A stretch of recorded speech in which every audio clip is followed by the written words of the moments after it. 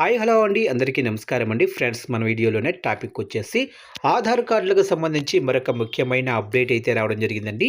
అయితే ఇందుకు సంబంధించిన పూర్తి వివరాలు అయితే మన వీడియోలో తెలుసుకుందామండి.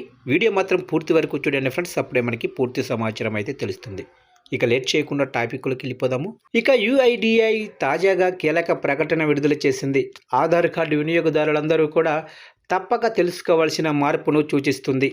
ఇప్పటి వరకు మనలో చాలామంది ఆధార్ కార్డును కేవలం గుర్తింపు కార్డుగానే కాకుండా పుట్టిన తేదీకి బలమైన ఆధారంగా భావిస్తూ వస్తున్నాము.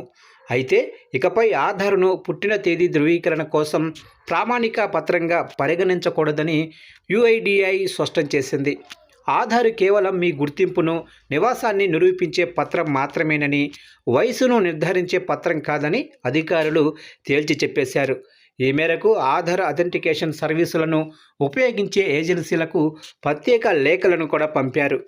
ఆధార్ను పుట్టిన తేదీకి ఆధారంగా ఎందుకు తీసుకోకూడదనే విషయాల్లో యుఐడిఐ సహేతుకమైన కారణాలను వెల్లడించింది.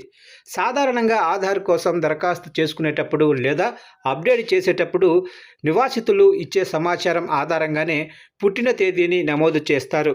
ఒకవేళ ఎవరి వద్దనైనా సరైన బర్త్ సర్టిఫికెట్ లేదా స్కూల్ సర్టిఫికెట్ వంటి పత్రాలు లేకపోతే వారు చెప్పిన వయసును బట్టి సిస్టమ్ ఆటోమేటిక్గా పుట్టిన సంవత్సరాన్ని లెక్కగట్టి డిఫాల్ట్గా ఆ ఏడాది జనవరి 1వ తేదీ పుట్టిన తేదీగా మారుస్తుంది.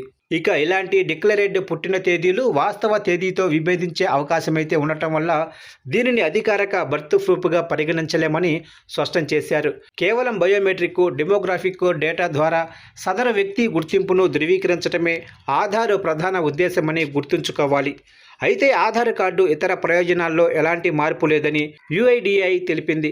ఇక భౌతిక ఆధార్ కార్డుతో పాటు ఈ ఆధార్, మాస్క్డ్ ఆధార్, అలాగనే ఆఫ్లైన్ XML, QR కోడ్ వంటివన్నీ గుర్తింపు కార్డుగా, అడ్రస్ ప్రూఫ్గా యథావిధిగా చెల్లుబాటు అవుతాయి.